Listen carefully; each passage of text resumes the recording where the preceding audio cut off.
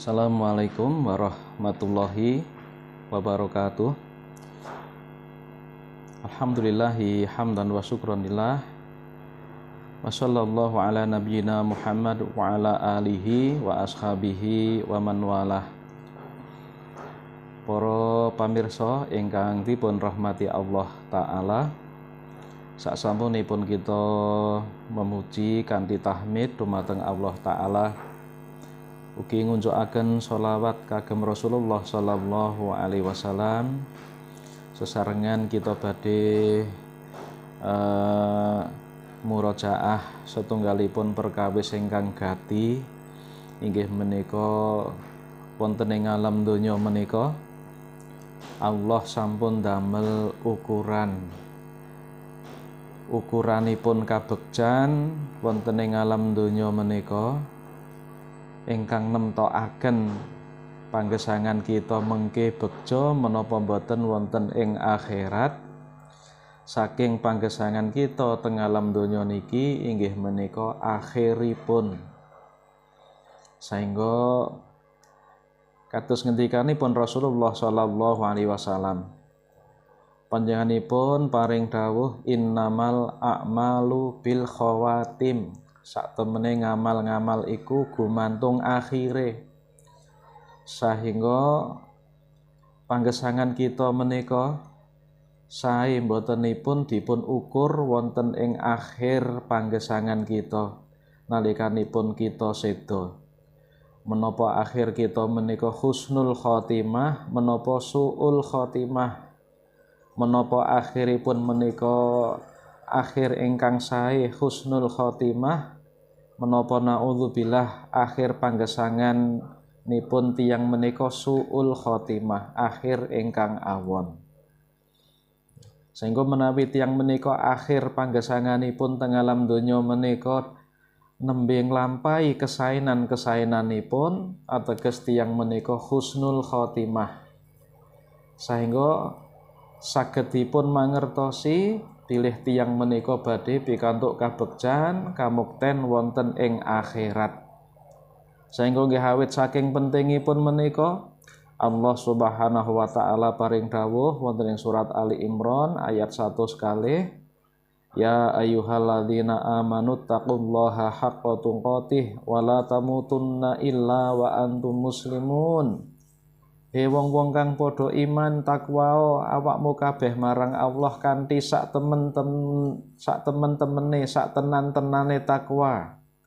Lan aja pisan-pisan awakmu mati kejaba awakmu mati ing dalem keadaan muslim, ing dalem keadaan ngrungkepi nglampahi agami Islam.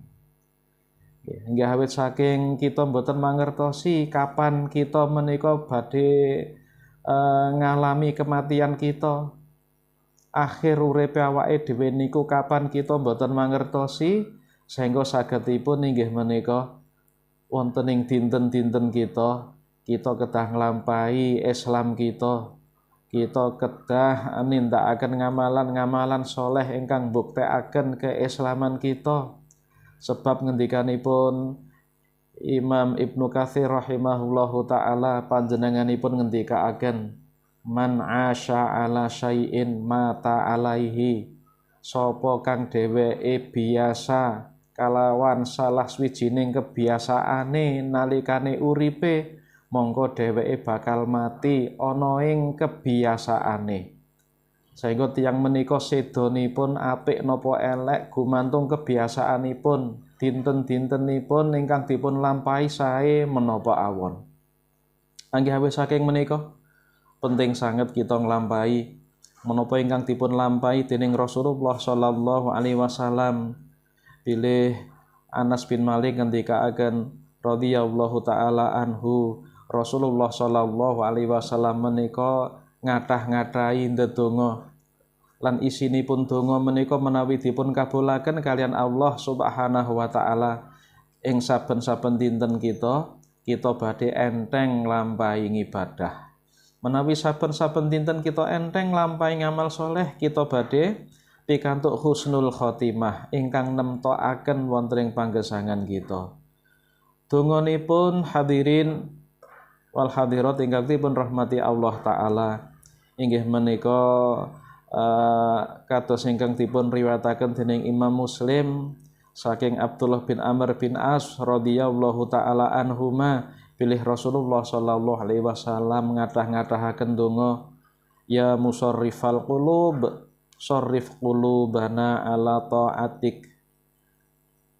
Duh zat sing gawe mulak-mali ing ati, mugi paduka mbalikaken ati kula condong dumateng ketaatan dumateng paduka. Utawi wonten riwayat sanes ya muqallibal qulub tsabbit qalbi ala dinik. Wahai zat ingkang gawe wolak-wali ing ati, mugi paduka mantepaken ati kula dumateng agami paduka.